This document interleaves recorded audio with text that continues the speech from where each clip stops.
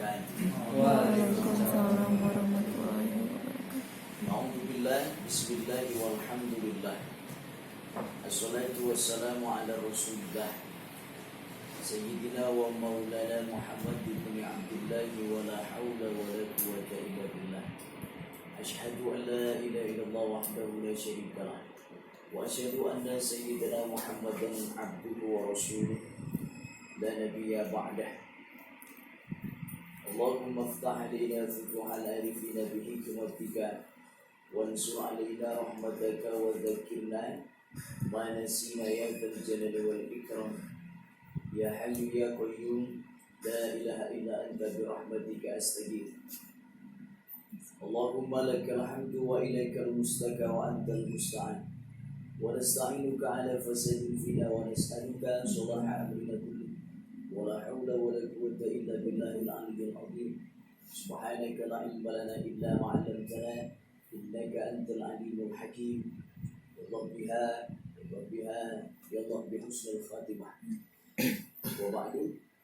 Kemudian yang saya hormati juga seluruh saudara-saudariku sekalian, rahimakumullah. Mudah-mudahan setiap langkah kita menuju tempat ini menjadi penghibur bagi dosa-dosa kita, menjadi penyebab diangkat derajat kita di sisi Allah, dan menjadi penyebab berkumpul kita di surganya Allah. Amin ya rabbal alamin. Allah Subhanahu wa taala berfirman dalam Al-Qur'an, A'udzubillahi minasyaitonir rajim. Laqad kana lakum fi Rasulillahi uswatun hasanah. Laqad, lamnya lam taukid, penegasan. Qadnya juga penegasan. Berarti sungguh. Jadi tegas, penegasannya luar biasa. Telah ada pada diri Rasulullah itu suri teladan yang baik. Baginda Rasul itu manusia terbaik. Jadi kita ini luar biasa umat Islam ini. Kitab sucinya ada. Contohnya manusia yang benar-benar sebagai Al-Quran berjalan ada, yaitu Rasulullah. Jadi biasanya manusia itu kan dia baru bisa kalau dia meniru, kalau dia mengikuti teladan. Ada sesuatu yang bisa dijadikan teladan. Barangkali ini PR juga untuk kita di Indonesia, kita agar mengikuti Pancasila.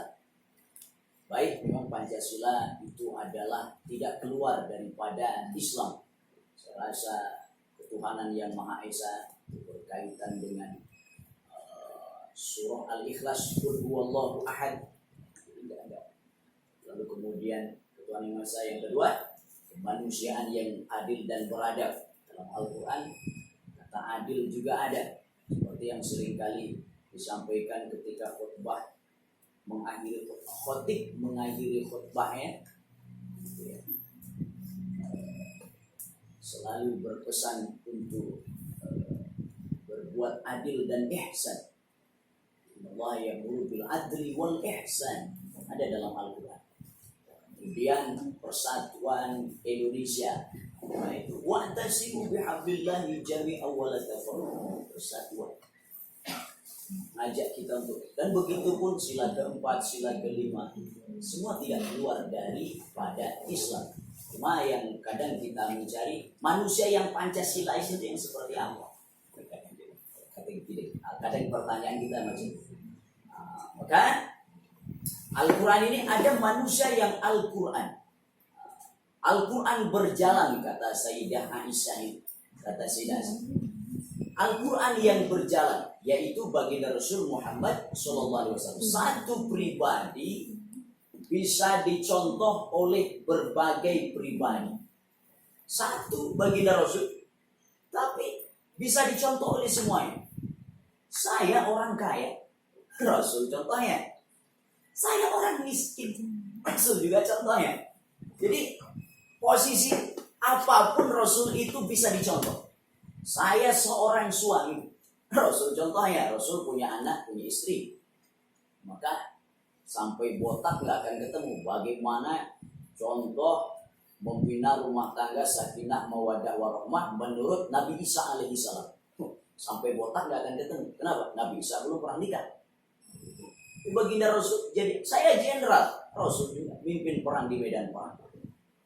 Akan luar biasa, Rasul langsung turun sendiri, memimpin pasukan luar biasa. Dan para kaisar Romawi, para prajuritnya itu kadang iri dengan umat Islam. Kenapa ya? Itu pimpinan Islam itu enggak seenaknya sendiri. Dia mau turun.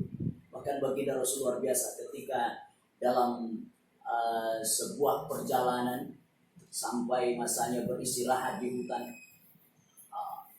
Ya Rasul, biarlah saya yang memasaknya, yang memasak. Sahabat yang lain, ya Rasul, saya yang menunggu apinya. Yang lain, akhirnya semua udah bagi-bagi tugas. Akhirnya baginda Rasul, ya biarlah saya yang mencari kayu bakarnya.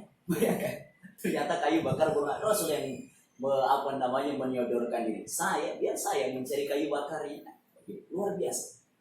Sampai orang-orang pasukan Romawi itu iri melihat umat Islam. Kenapa ini pemimpinnya begitu merakyat? Luar biasa. Satu pribadi bisa dicontoh oleh berbagai pribadi. Bahkan kata Imam Busiri itu, beliau baginda Rasul ini hebat dalam berbagai segi. Di mata musuh terlihat hebat. Di mata keluarganya terlihat hebat. Ketika duduk hebat. Bahkan baginda Rasul itu bukan hanya kepada manusia dan binatang, beliau itu berakhlak kepada siapapun, berakhlak, termasuk kepada tempat. Tempat itu kan semua selain Allah itu kan makhluk. Hanya Allah yang khaliq. Selain Allah berarti makhluk. Tempat pun sebenarnya makhluk. Tempat ini yang kita pakai makhluk. Baginda Rasul ketika masjid beliau mau dipakai dirombak, Rasul berpindah tempat. Apa yang beliau lakukan? Manusia yang mulia ini, Sayyidul Anbiya wal Mursalin, wahai tempat, terima kasih. Kau telah menemaniku. Sudah lama kita sudah lama aku jadikan sebagai tempat untuk menyampaikan ilmu. Mohon maaf, saya harus berpindah. Bayangkan, kalau kepada tempat saja Rasul berakhlak, apalagi lah kepada manusia, kepada binatang. Walaupun ada manusia yang berbeda akidah dengan beliau. Bahkan suatu saat ada iring-iringan rombongan mengantar jenazah. Rupanya jenazah itu adalah jenazah orang Yahudi. Rasul berdiri, tanda menghormati. Ya Rasul, itu jenazah yang lewat, jenazah orang Yahudi. Tapi kan dia manusia kan. Selama dia manusia tetap kita hormati. Saudaramu yang bukan seakidah, itu tetap saudaramu sekemanusiaan. Sama-sama manusia. Baik. Kembali ke awal, bahwa baginda Rasul adalah satu sosok yang bisa ditiru oleh berbagai pribadi. Jadi apapun kita contoh baginda Rasul. Pada kesempatan ini saya ingin menyampaikan bagaimana kehidupan baginda Rasul di rumah.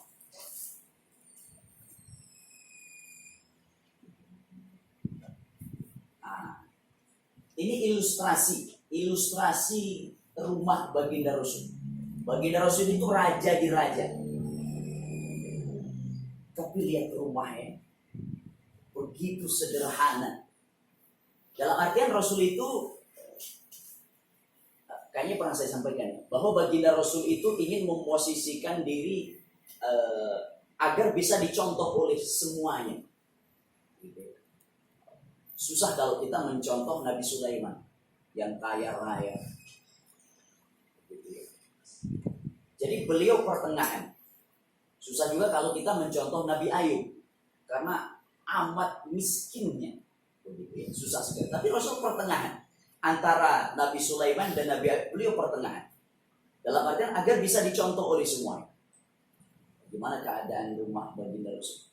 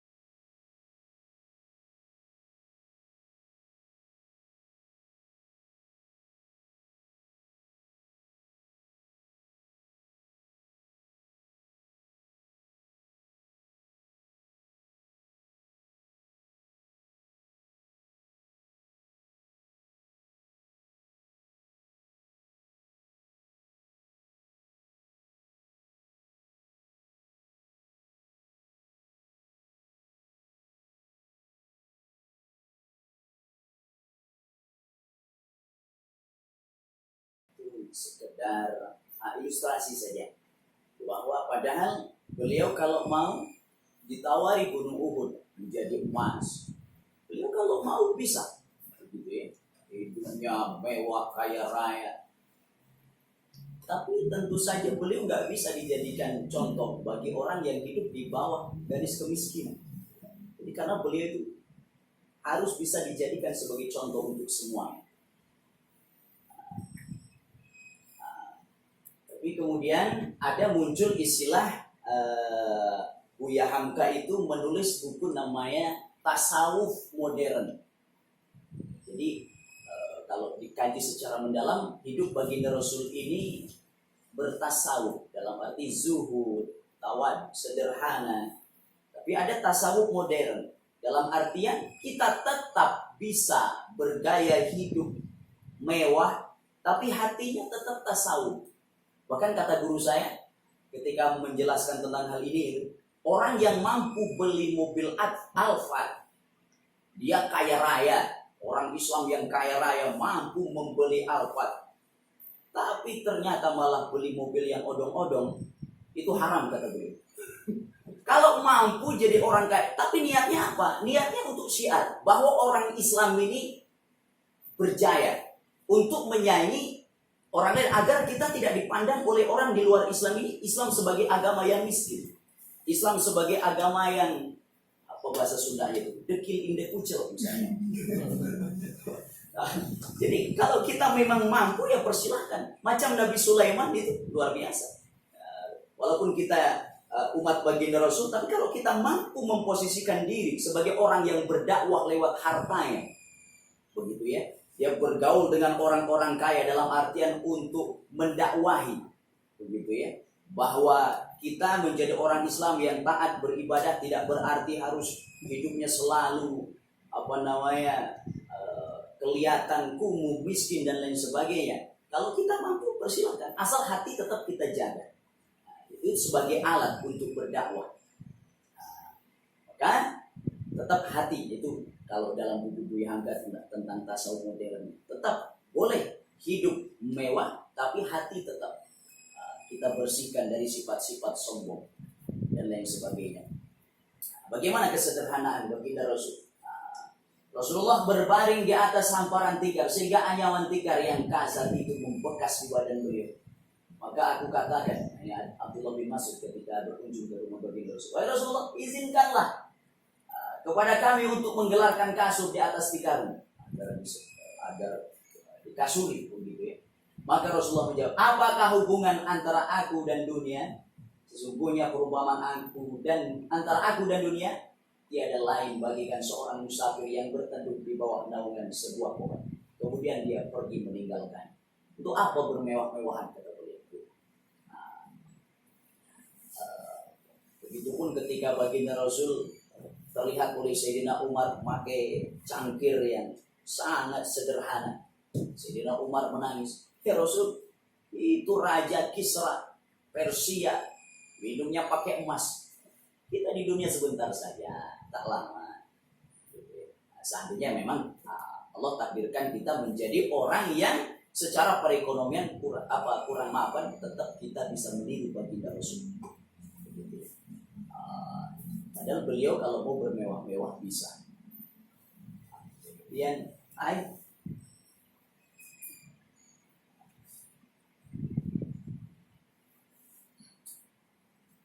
Nabi bersabda, Tuhanku menawarkan kepadaku bukit-bukit di Mekah dijadikan emas. Lalu aku menjawab, tidak wahai Allah, namun saya lebih senang kenyang sehari dan lapar sehari. Maka ada satu riwayat mengatakan bahwa puasa sunnah yang afdal itu ada puasa Daud. Puasa Daud. Ya, puasa sehari, besok buka, puasa lagi, buka lagi. Nah, itu. Jadi ini puasa sunnah yang afdal. Dalam artian ketika dia berpuasa, dia bisa merasakan, dia bisa bersabar-sabar. Ketika dia kenyang, dia bisa bersyukur. Artian orang yang ketika di dunia bisa menahan sabar, lapar, gitu, ketika berpuasa nanti dia akan menjadi orang yang kenyang di akhirat. Jadi orang yang kenyang di akhirat ketika dikumpulkan di padang mahsyar, kumpulkan semua manusia yang lain pada kehausan, kelaparan. Orang yang di dunianya bisa menjaga puasa Ramadan, ditambah lagi puasa-puasa sunnah yang lain, insya Allah di padang mahsyar tidak akan merasakan kelaparan dan kehausan sama sekali.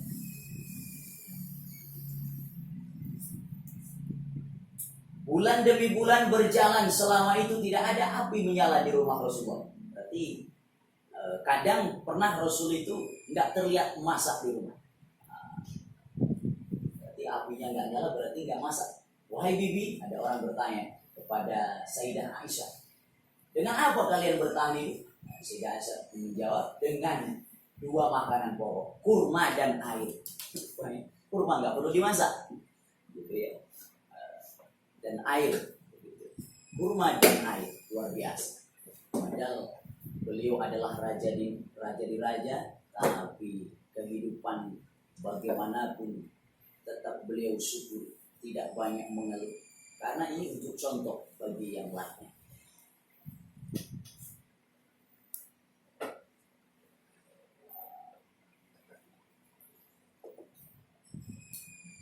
Sampai Nabi meninggal dunia, belum pernah ada di dalam rumahku, kata Sayyidah Aisyah, sesuatu yang bisa dimakan manusia kecuali secuil roti. Lalu aku makan untuk beberapa lama, lalu aku timbang hingga akhirnya rusak. Dalam artian, kalau baginda Rasul itu kalau tiap hari makannya lauk pauknya mewah terus, tidak, hanya sekali-kali saja. Kalau kita memang mampu 4 sehat 5 sempurna, bagus. Cuma Rasul memposisikan macam ini sekali lagi bahwa ini agar bisa dijadikan sebagai, kan posisi perekonomian kita macam-macam. Ada orang yang kaya, ada yang miskin. Saya jadi tajir dan miskin, ada contohnya. Sampai meninggal Nabi belum pernah makan makanan di atas meja makan. Sampai meninggal beliau belum pernah makan roti yang berkualitas baik. Ini menurut dalam riwayat Imam Bukhari.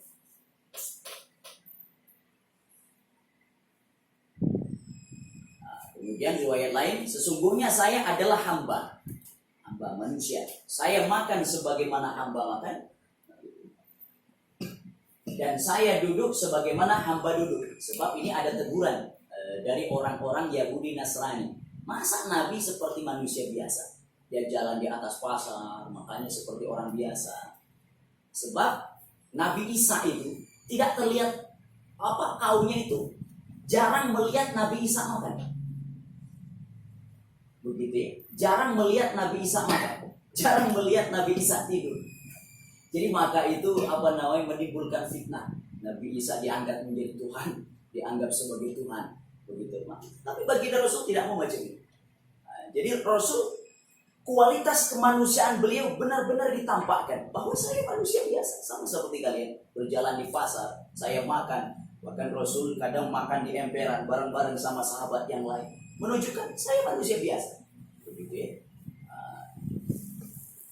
Kemudian Rasulullah SAW suami terbaik. Akmalul mu'minina imanan ahsanuhum khuluqa wa khiyarukum linisaihim khuluqa. Orang yang imannya paling sempurna di antara kaum mukminin adalah orang yang paling baik akhlaknya. Orang yang paling baik akhlaknya di antara. Dan sebaik-baik kalian adalah yang terbaik akhlaknya terhadap istri-istrinya. Kalau kita baik pada orang lain, ya barangkali orang lain itu kita ketemu dalam sehari barangkali cuma 1 jam. Sedangkan dengan istri kita, tiap hari dengan istri kita. Jadi kalau kita ingin tahu bagaimana akhlak kita yang sebenar-benarnya, tanya istri kita, tanya suami kita.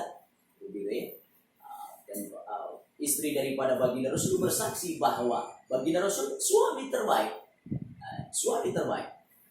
Ini contoh untuk kita bagaimana agar kita menjadi suami terbaik bagi istri kita, menjadi istri yang terbaik bagi suami kita.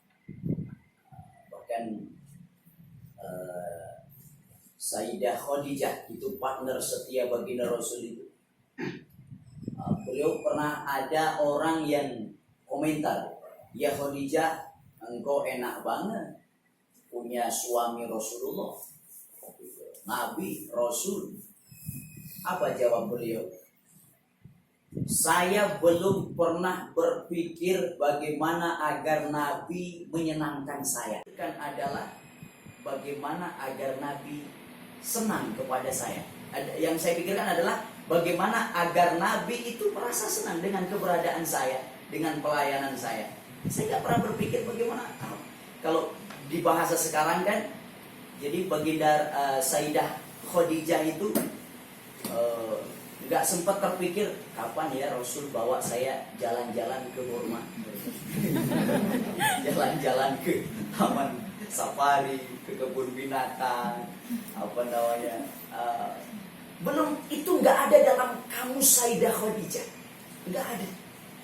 Yang belum pikirkan bagaimana agar tiap hari Rasul itu merasa terlayani dengan baik oleh saya.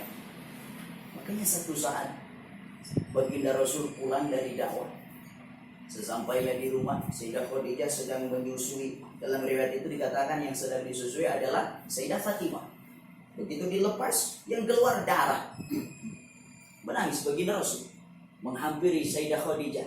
"Ya Khadijah, engkau dulu kaya raya," kalau bahasa kita, "kau dulu kaya raya, menikah denganku kau perjuangkan semuanya demi Islam ini." Lalu Sayyidah Khadijah masih sempat tersenyum. Bayangkan kalau kita ya, seorang wanita nikah dengan seorang laki-laki karena perjalanan dakwah hartanya habis dan lain sebagainya gitu. Barangkali uring-uringan gitu. Gara-gara saya nikah sama kamu jadi miskin.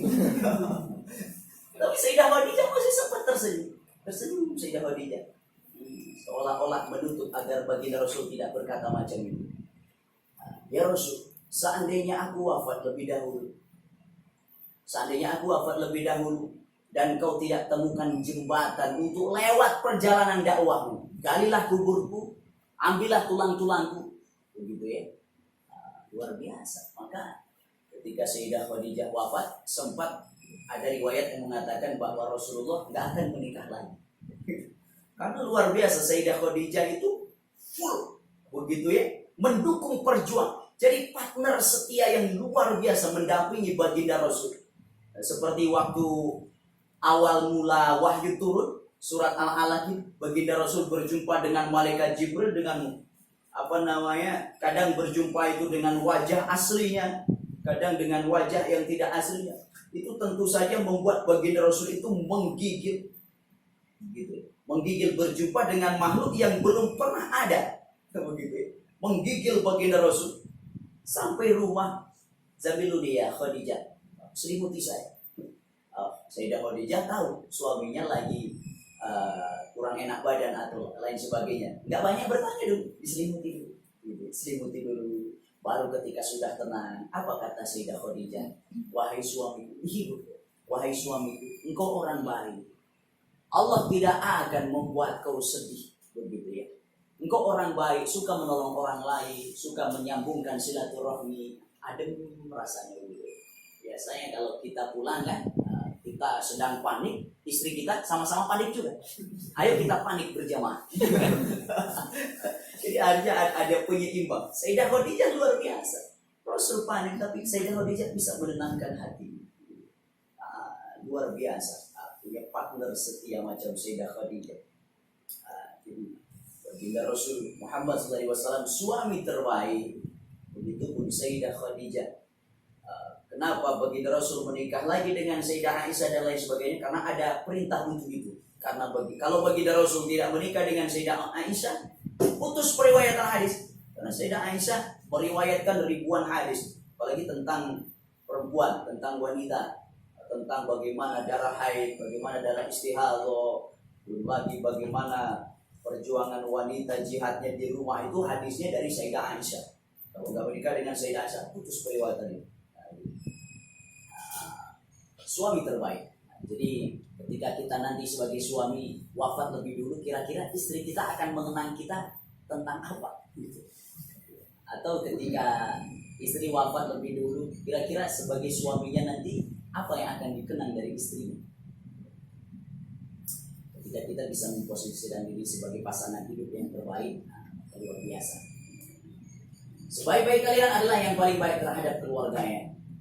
Kalau kita baik dengan orang lain tentu saja lumrah, tapi kalau kita bisa baik dengan anak kita, berakhlak dengan anak kita, bahkan ini ada ilmu baru yang saya dapatkan dari guru saya itu, kalau bisa itu anak kita jangan sampai kecewa kita sebagai bapak, jangan sampai kecewa kita sebagai bapak.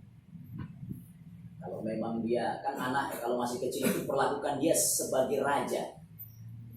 Kenapa? Kalau kita sebagai ayah itu sudah menjadi idola bagi anaknya, maka anak akan mudah meniru bapaknya. Siapa yang paling engkau idolakan? Ayahku. Wah, itu luar biasa. Ini berarti berhasil mendidik di keluarganya. Idola kita ayahku, ibuku. Luar biasa. Tinggal kita bagaimana terus memperbaiki diri agar bisa menjadi contoh yang terbaik bagi anak-anak. Dan akulah yang paling baik di antara kalian dalam bermuamalah dengan keluarga. Ini Rasulullah di rumah beliau sebagai seorang suami. Kemudian ini ada lagi, Rasulullah itu kan istri satu, Rasulullah contohnya. Istri lebih dari satu, Rasulullah juga contohnya.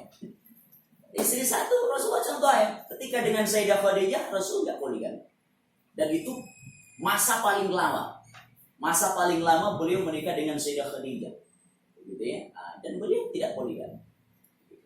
Seandainya pun ada istri lebih dari satu, Rasul juga contohnya. Dan poligami itu kan pintu emergensi. Gitu ya. Emergensi. Jadi tidak selalu dibuka, juga tidak selalu ditutup. Pada keadaan tertentu boleh dibuka. Maka kata guru saya yang boleh poligami itu hanya 4 orang saja. Satu, kiai ajengan ulama, punya ilmunya dia. Yang kedua, nubenghar. Nubenghar. Yang pertama tadi kiai ajengan ulama. Yang kedua, nubenghar. Nu katilu pejabat.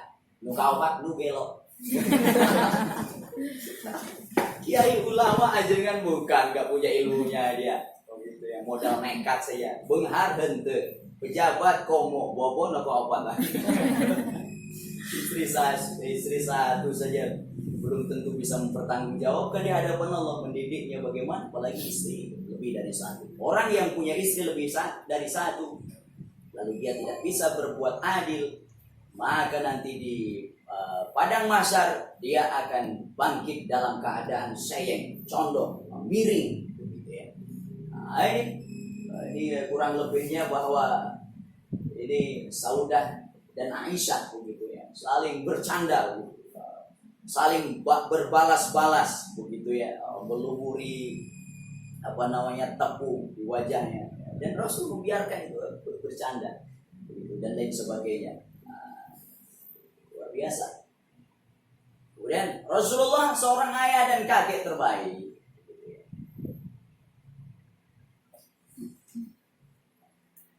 Selalu mengarahkan anak kepada Allah. Fatimah minta pembantu, diberikan sedikit. Fatimah luar biasa. Dalam kitab Ukhudur Rujan itu dikisahkan Sayyidah Fatimah, putri baginda Rasul, sedang mengadoni itu gandum begitu, sampai tangan beliau kasar dan lain sebagainya. Ya Rasul, apakah ada pembantu untuk saya? Ya Fatimah, kalau kau mengayak makanan sendiri, mencuci baju sendiri untuk anak, itu akan menjadi perontok dosa-dosa. Perontok dosa-dosa, tingkatkan derajat di hadapan Allah. Dan tentu ini ahlul bait ya, bisa menjadi contoh oleh kita. Bayangkan kalau Sayyidah Fatimah hidupnya bermewah-mewah. Sayyidah Fatimah itu bajunya tambalannya banyak, padahal beliau wanita cantik luar biasa. Ya. Seandainya beliau mau bisa bermewah-mewah, tapi beliau atas didikan baginda Rasul tidak sampai menjadi wanita yang bermewah-mewahan dan lain sebagainya, sampai pamer kepada yang lain. Kita mau diberikan sedikit, mendidik anak cucu sejak dini. Anak Rasulullah beriman di awal dakwah, tidak mengeluh karena tekanan dalam dakwah. Bagaimanapun keadaan perekonomian yang menghimpit, tidak sampai banyak mengeluh. Siap berkorban untuk meninggikan kalimat Allah, siap membela agama. Gitulah.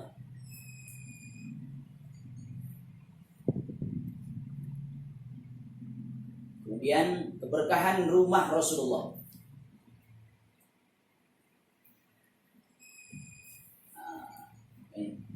Keberkahan sudah terlihat di Mekah, sebagaimana juga terlihat pada slide yang tadi. Ditambah masuk Islamnya dua nama besar berikut yang tinggal di rumah baginda Rasul. Jadi Ali bin Abi Thalib dan Zaid bin Harithah. Jadi ini dua orang pemuda yang ikut tinggal bersama baginda Rasul. Jadi luar biasa. Baginda Rasul menjadikan Ali sebagai menantu. Nah ini jadi pelajaran untuk kita bahwa kalau kita mau pilih menantu itu, kalau bisa kita tahu seluk beluknya, gitu ya. Ini anaknya siapa sih? Gitu. Kelakuannya seperti apa, pendidikannya macam apa, begitu ya. Bahkan luar biasa Sayyidina Ali dan Fatimah itu, ini adalah mencintai dalam diam. Mencintai dalam diam, sampai iblis pun nggak tahu kalau Ali suka pada Fatimah, Fatimah suka kepada Sayyidina Ali. Tahu-taunya pas menikah, sudah menikah baru cerita. Kalau bahasa kita, sebenarnya saya itu bohong. Saya juga luar biasa, mencintai dalam diam. Ini luar biasa. Baginda Rasul tahu, Sayyidina Ali, Zaid bin Harithah, seorang pemuda yang luar biasa. Jadi di rumah beliau ada orang-orang yang soleh yang tinggal bersama, anak yatim. Syukur kalau kita punya kelebihan rezeki, begitu ya. Kita ada pelihara anak yatim satu orang di rumah kita. Kita pisahkan tempat untuk kita santuni dia, kita muliakan. Sebaik-baik rumah adalah ketika ada anak yatim di dalamnya yang dimuliakan, disantuni, ya, dididik dengan baik. Sayyidina Ali yatim, ayahnya sudah wafat. Zaid pun macam itu. Bahkan Zaid ini kisahnya berjumpa dengan Rasul itu. Ketika Lebaran, orang lain pada bersenang-senang makan makanan mewah. Zaid ini bajunya kedodoran, ingusnya keluar, masih kecil begitu. Lalu disampiri oleh baginda Rasul. Nah, di mana orang tua? Sudah lama wafat, kata Zaid. Ayah ibuku sudah tak ada, saya sudah tidak punya saudara. Maukah engkau menjadikan saya sebagai ayahmu, Sayyidah Fatimah sebagai kakakmu? Mau, senang dikasih jajan sama Rasul, luar biasa. Allahu Akbar. Zaid bin Muhammad, akhirnya turun ayat bahwa nggak boleh kita menisbatkan orang yang bukan nasab kita. Nah, maka akhirnya tetap dipakai ayatnya Zaid bin Harithah. Maka kalau kita mengadopsi anak nggak boleh pakai bin kita, tetap bin bapaknya. Maka mengadopsi pun kita harus tahu hukumnya. Haram hukumnya kita menasabkan yang bukan nasab kita. Dia bukan anak kita, bukan darah daging kita, tapi binnya pakai bin kita nggak boleh. Tetap harus pakai bin bapaknya, siapa bapaknya. Karena memelihara anak yatim di rumah beliau. Dan mohon doanya ini, saya depan madrasah itu mudah-mudahan bisa kapi milik. Kemarin dapat kabar itu katanya yang 200 meter itu mau diwakafkan. Ya, mudah-mudahan jadi dana yang terkumpul bisa untuk pembangunan dan bisa mengakses dana dari Qatar, mudah-mudahan dibuat nanti bisa untuk buat asrama yatim piatu, untuk buat pondok pesantren. Mohon doanya sih. Dan kampung saya itu namanya kampung pesantren, tapi belum ada pesantrennya. Maka cita-cita ya kita harus buat sejarah. Setidaknya ketika kita hidup ini ada perjuangan. Kita wafat ada sesuatu yang kita tinggalkan untuk generasi selanjutnya. Baik. Saudaraku sedang Allah muliakan kesaksian para sahabat tentang baginda Rasul. Aku menjadi pelayan Nabi selama 10 tahun. Gitu ya, kata Anas. Kemudian dan beliau sama sekali tidak pernah mengatakan apa yang kamu perbuat dan kenapa kamu tidak melakukannya. Kalau orang yang khidmat di rumah beliau itu melakukan kesalahan, kenapa kamu salah? Kenapa kamu nggak melakukan itu? Baginda Rasul berwibawa sehingga ketika orang melakukan kesalahan, Rasul tidak langsung menegur seketika, tapi dibuat bagaimana agar orang itu bisa belajar dari kesalahan itu, tidak sampai menyakiti hati orang tersebut. Kemudian lalu kemudian ibadah Rasulullah. Ini ibadah Rasulullah. Jadi satu saat pernah baginda Rasul itu Sayyidah Aisyah. Sayyidah Aisyah itu kan masyhur kita ketahui, istri yang paling dinikahi oleh Rasul, masih gadis dan paling cantik begitu. Tapi baginda Rasul sholat sunnah di samping Sayyidah Aisyah. Bayangkan kalau kita di rumah punya istri cantik begitu ya, sholat di sampingnya, ketika auratnya tersingkap, kira-kira kita masih fokus ya kira-kira. Baginda Rasul luar biasa. Baginda Rasul kita kira-kira selesai Isya itu, baginda Rasul terlihat masih sholat, khusyuk sholat, terlihat oleh Sayyidah Aisyah. Di pertengahan malam Rasul masih terlihat sholat, di sepertiga malam masih sholat. Akhirnya ditegur sama Aisyah. Afala uhib ya Rasul, engkau ini dosa sudah diampuni oleh Allah, sudah mendapatkan jaminan surga. Kok ibadahnya begitu-begitu amat sih? Si amat aja nggak begitu. Apa kata baginda Rasul? Afala uhibbu an akuna abdan syakura. Apalah aku tidak senang kalau dicap oleh Allah sebagai hamba yang pandai bersyukur. Semakin diampuni dosa, dijamin surga, ibadahnya makin mantap, makin khusyuk, gitu ya. Kaki beliau sampai bengkak-bengkak karena lama berdirinya dalam sholat malam. Beliau kalau sholat sendiri, surat yang dibaca panjang-panjang. Kalau jadi imam, beliau diringankan. Kalau kita sebaliknya, kalau sholat sendiri kulhu palak binas, kayaknya itu surat lecek pisan kalau ditambah dibungkul lagi. Sering kita baca. Kalau jadi imam selesai Fatihah, Yasin. Gempol mau. Oh gitu ya. Idza ama ahadukum nas falyukhaffif. Kalau kau jadi imam, ringankan sholatmu, gitu ya. Rasul kalau sholat sendiri panjang, lama berdiri, kakinya sampai bengkak-bengkak, macam kaki Bapak Ibu sekalian, itu kakinya pada bengkak. Itu namanya kaki merah Pajero, panjang gebrak koromehen. Enggak bercanda sedih. Baginda Rasul luar biasa. Surga sudah dijamin, sudah diampuni dosa, tapi ibadahnya luar biasa. Bagaimana dengan kita? Bayangkan kalau kita dijamin surga, kenapa enggak sholat? Sudah dijamin surga, henteu kudu. Baginda Rasul sudah dijamin surga, sudah diampuni dosa, tapi ibadahnya mantap luar biasa. Kita yang belum ada jaminan kok masih biasa-biasa saja. Kita ini berharap berharap surga yang luar biasa, tapi kerja kita masih biasa-biasa saja. Kita kalau ditanya, apa yang kau harapkan, surga mana? Surga Firdaus. Tapi ibadah kita masih biasa-biasa saja. Mudah-mudahan kita semua bisa meniru akhlak baginda Rasul Muhammad SAW. Itulah saja. Terlebih dahulu, barangkali ada pertanyaan saya.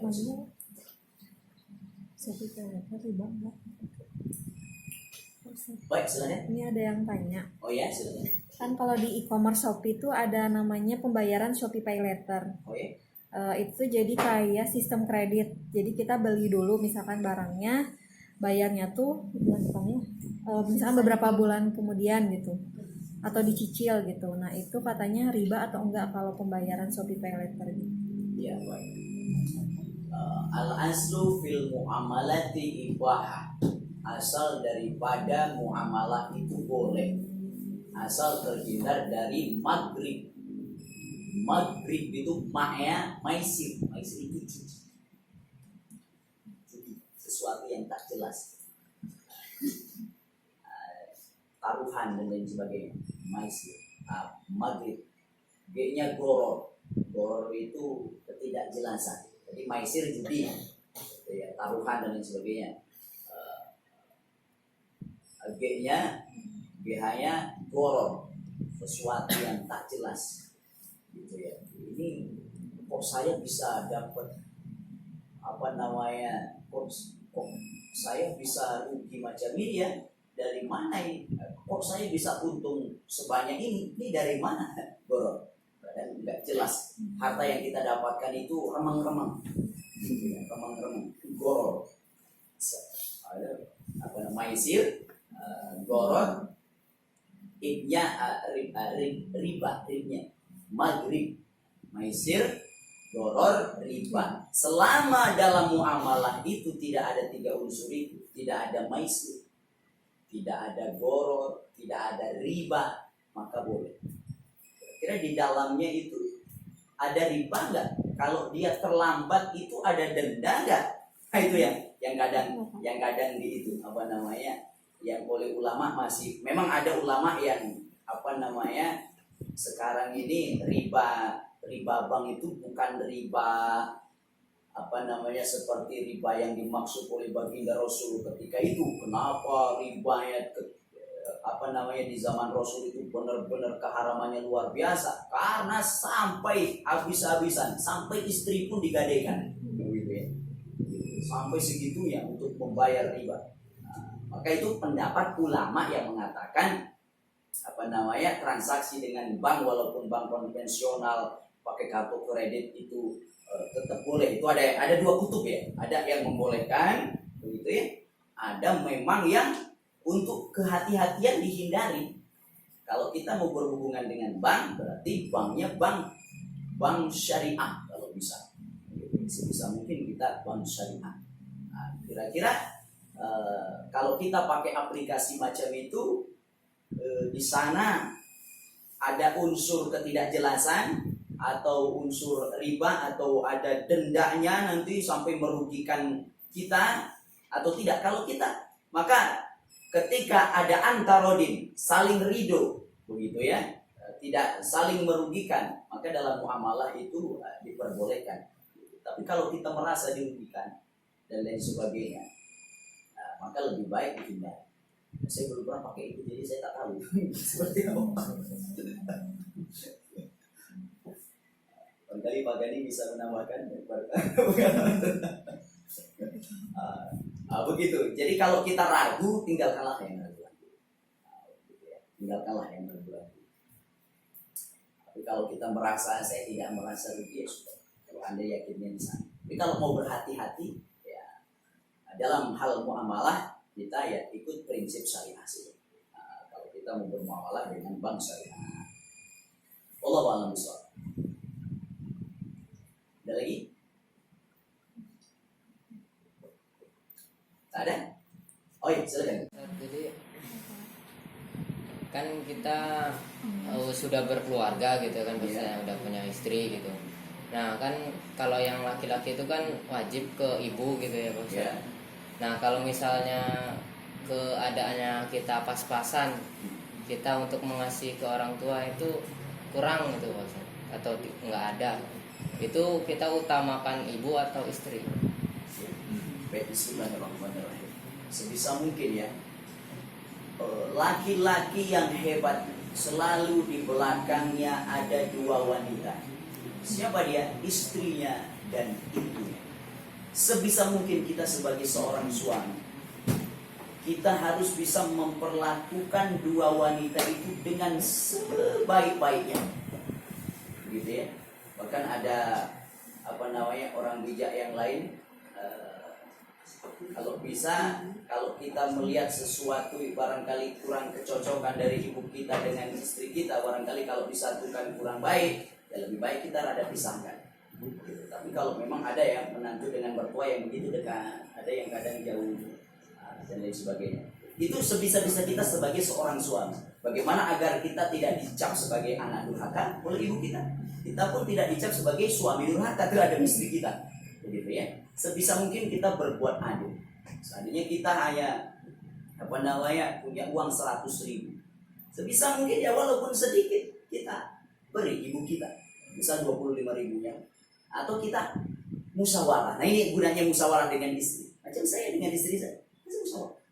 Jadi kira-kira bulan ini saya transfer sekian ke mama, gimana? Jangan sekian, tambahin. Kepala istri yang memberikan itu luar biasa.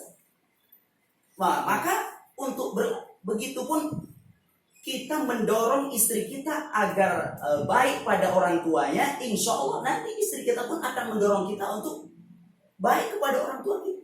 Ketika mertua saya masih ada, saya berusaha memperlakukan mertua saya. Setiap 1 bulan sekali setidaknya saya belikan buah-buahan. Saya ketika dapat gajian saya kasih. Jadi ini istri saya tahu begitu. Begitupun ketika saya izin mau transfer ibu saya, istri saya memberikan motivasi. Begitu ya. Tambahin ini, luar biasa. Jadi jangan sampai kita berlaku nggak adil. Sebisa mungkin antara orang tua dan mertua dan istri kita, suami kita bisa berbuat adil sebisa kita. Dan musyawarah, begitu ya, musyawarah, jangan seenaknya sendiri, begitu ya. Kita tentu dimusyawarahkan. Saya punya uang sekian, gimana kalau kita kasih mama sekian, atau gimana? Musyawarahkan, intinya musyawarah. Ada keterbukaan. Jadi suami istri itu harus ada keterbukaan komunikasi. Kadang ada rumah tangga yang komunikasinya jarang. Itu hati-hati, hindari. Jadi kalau kita sudah suami istri, itu nggak ada lagi yang dihalang-halangi. Sudah terbuka, apapun terbuka, musyawarah. Ceritakan apa. Begitu. Insya Allah ketika itu kita lakukan, insya Allah kita akan tetap bisa berbakti pada orang tua kita. Kita akan bisa memperlakukan istri kita dengan baik. Begitu. Insya Allah bisa dilakukan semua.